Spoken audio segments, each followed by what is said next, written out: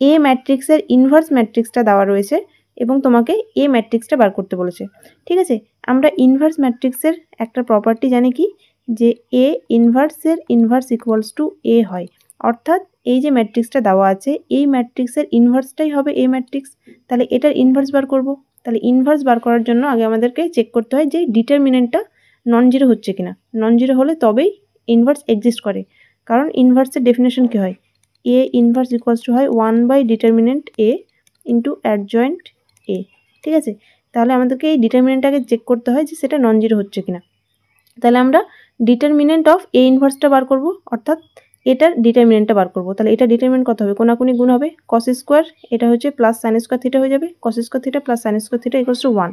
তাহলে এটা non zero হচ্ছে। ঠিক আছে, তার মানে তোমার ডিটারমিনেন্ট অফ এ ইনভার্স এই ম্যাট্রিক্সটা এটা ইকুয়ালস টু 1 হচ্ছে, নট ইকুয়ালস টু 0, অর্থাৎ ইনভার্সটা এক্সিস্ট করবে। তাহলে এবার অ্যাডজয়েন্টটা বার করতে হবে, তার মানে আমাদের অ্যাডজয়েন্ট অফ এ ইনভার্সটা বার করতে হবে। তাহলে এটার অ্যাডজয়েন্ট কত হবে, অ্যাডজয়েন্ট হচ্ছে কোফ্যাক্টর যে ম্যাট্রিক্সটা পাবো তার ট্রান্সপোজ। কোফ্যাক্টর মানে কসের জায়গায় কস থিটার জায়গায় যে কোনাকুনি বসবে।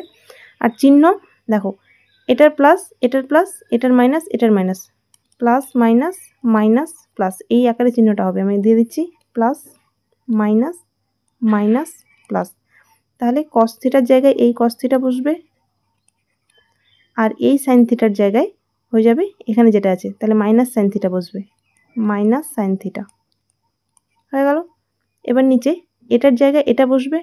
ঠিক আছে, তাহলে সাইন থিটা, আর এই কস থিটার জায়গায় এই কস থিটা বসবে, কস থিটা। এবার এটার ট্রান্সপোজ মানে জাস্ট আমরা রোটাকে কলাম করে দেবো।